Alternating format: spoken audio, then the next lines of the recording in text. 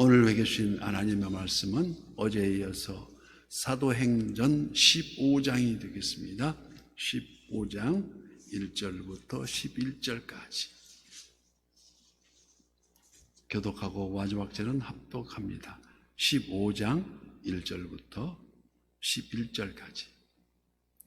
어떤 사람들이 유대로부터 내려와서 형제들을 가르치되 너희가 모세의 율법대로 할례를 받지 아니하면 능히 구원을 받지 못하리라 하니 바울 및 바나바와 그들 사이에 적지 아니한 다툼과 변론이 일어난지라.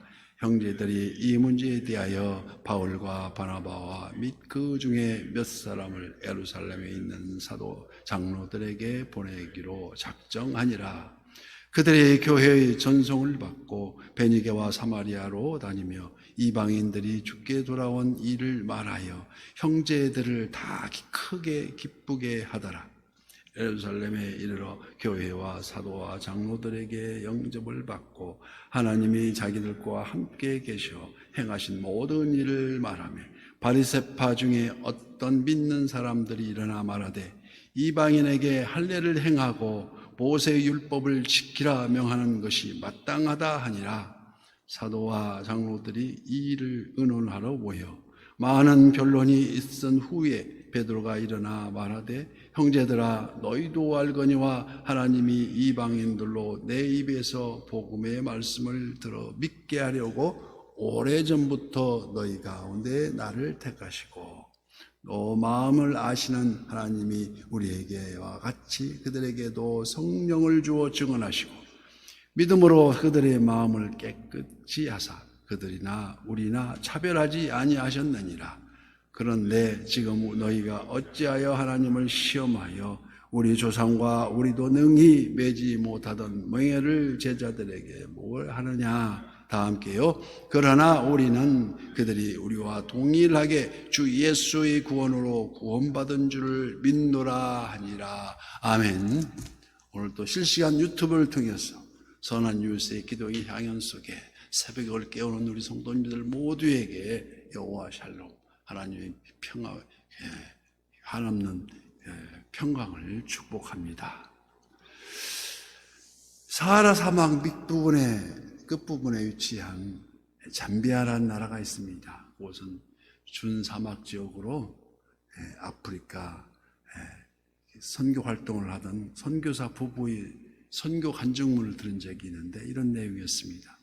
그 잠비아는 계절에 따라서 변화에 따라서 미세 황토먼지가 무지하게 막 계절풍같이 섞여서 불어온답니다.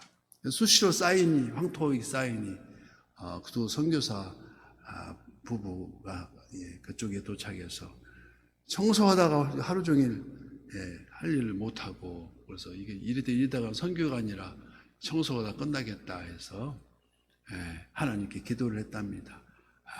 이 황토기 내 눈에 이렇게 거슬리지 않고 파리나 벌레도 이렇게 막 놀라지 않게 해달라고 기도를 했는데 그래서 그 주위에 있는 이 주민들이 그 깨끗한 집에 와서 자기들은 이게 그 신을 신고 사는데 신을 벗어야 할지 어떻게 해야 될지 안절부절 못하고 오기를 꺼려하더라는 그 상황이었었는데 그 기도의 응답을 받고 이게 먼지나 벌레나 모든 게 이렇게 눈에 거리끼지 않고 아주 친숙해져서 파리가 앉아도 아무렇지 않고 먼지가 쌓여도 이렇게 신경에 쓰지 않고 그러니까 그때서 이웃 주민들이 서로 찾아와서 서로 인사하고 선교 활동했노라고 그런 내용의 이런 선교 보고였습니다.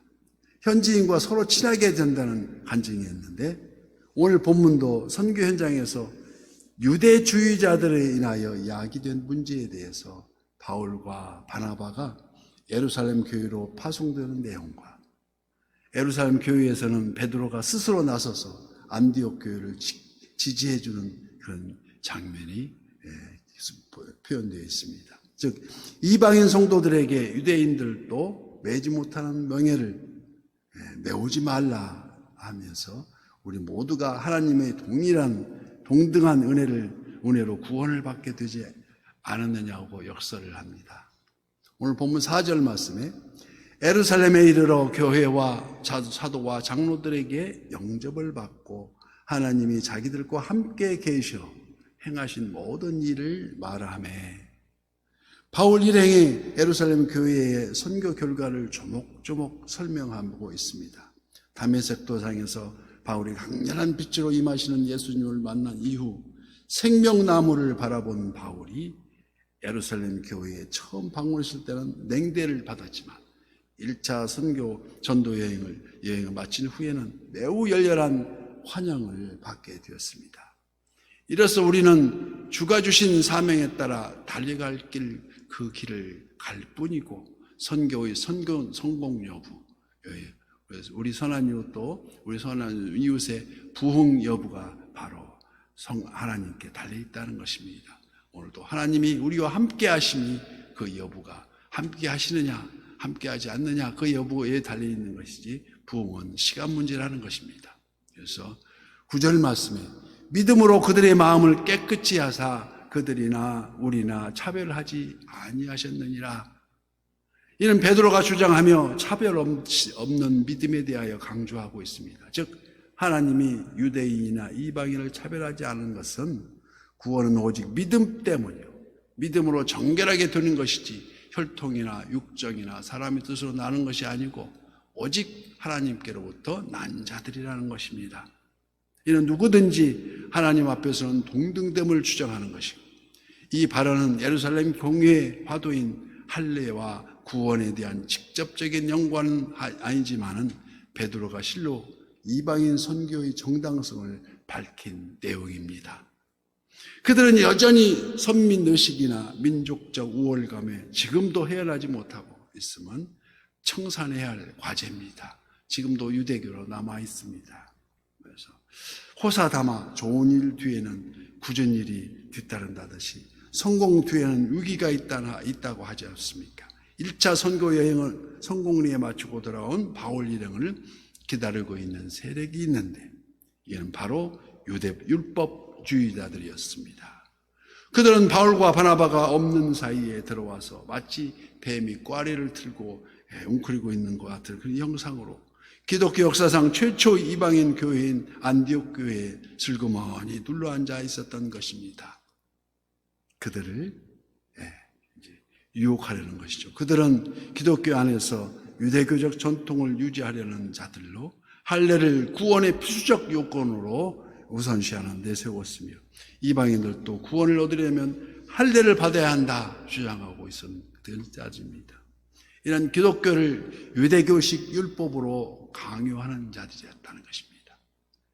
유대주의자들이 주장하는 근거는 우선 예수 그리스도께서 할례를 받으셨다는 그 사실과 또한 예수께서도 율법의 1.1획도 없어지지 아니하고 다 이루리라고 말씀하지 않았느냐. 그러니 그리스도께서 나병 환자를 고쳐주시고 율법에 따라 나은 몸을 제사장에게 보이라고 당부하지 않았느냐. 예수님께서 철저하셨으니 제자들도 당연히 순응해야 하지 않겠느냐는 그런 이론이었습니다. 그럴듯하게 들리지만 그들이 크게 오해하고 있는 것이 있습니다. 무엇입니까? 복음은 율법이 아니라는 것입니다.